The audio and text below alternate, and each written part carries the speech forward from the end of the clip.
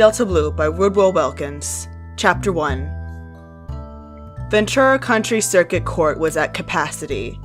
Victims, their friends, and relatives occupied one side of the gallery. Assorted people associated with defendants were scattered among defense attorneys and their clients who were on bond. Sheriff's deputies were stationed at either of the two public entrances. Another stood near the door to the judge's chamber. Inmates in orange jumpsuits filled the jury box and a long bench that ran along the rail separated the court from the gallery. One wiry inmate stood near the defense table, his lawyer at his side. The defendant was brown, his hair in braids. The attorney was a middle-aged man with a scruffy beard and graying hair. Judge Ashton, a pale man with traces of gray among his dark brown hair, read the sentencing report. Mounted on poles to either side of the bench were the United States flag and the Mississippi flag. Ashton set the report aside and looked at the young woman at the prosecutor's table. "Is the state agreeable to these terms?" "Yes, Your Honor." Tina Jackson, the senior assistant district attorney, was a slender woman with brown skin and hair that was in a short, tight afro curls. Ashton nodded. "What are the facts on this case?" Tina read the indictment from a clipboard. On the night of March 18th in the year 2006, the accused approached Ken Wilson and Angela Strayback in the 900 block of Clay Street, where he aimed a firearm at Miss Strayback and demanded they surrender personal belongings, including cash and jewelry. Ashton faced Van and his client. "Is the defendant ready to enter a plea?" "He is, Your Honor, guilty to the charge of attempted robbery." Ashton jotted down something on a pad. "Mr. Harris, you understand that by entering this plea in open court, you waive your right to appeal?"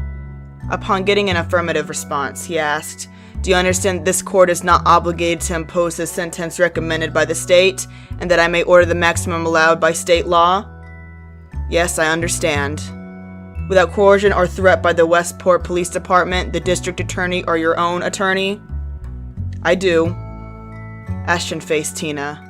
"Miss Jackson, why attempted robbery and not armed robbery?" "The defendant didn't take anything." Ashton's eyebrows arched. "He didn't? He was armed, was he not?"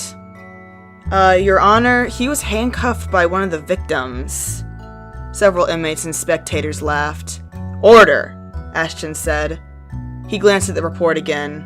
"Would the victim, Ken Wilson, be Sergeant Wilson of the Red Creek Police Department?" "Yes," Tina said. Ashton wiped his hands along the sides of his face. "Miss Jackson, isn't it customary to enhance penalties when law enforcement or other emergency responders are the victims?" Tina nodded. "He was off duty and wearing a vampire costume at the time. Sergeant Wilson and Miss Strayback were leaving a fundraiser." "I see." After a long pause, Ashton said, "I'm not comfortable with the recommendation, but if all parties are in agreement, I'll accept it." He signed a document and handed it to the clerk. To the defendant, he said, "Edward Charles Harris, Jr., you are hereby sentenced to serve a term not to exceed 5 years in the custody of the Mississippi Department of Corrections. I further order that 4 of these years be suspended and you will serve no less than 1 year in an institution to be determined by the Department of Corrections." Ashton's expression was stern. "Young man, this is your lucky day. Don't take this show of leniency too lightly. Go to school, get a job, do something productive. Any trouble over the next 5 years could be grounds for revoking your probation. Even if you're not convicted of another crime, a probation violation will land you back in prison. So ordered on this date, October 9th, 2006. He banged his gavel. Hey guys, thanks for listening. If you like what you heard and would like to hear more, please click the like and subscribe button.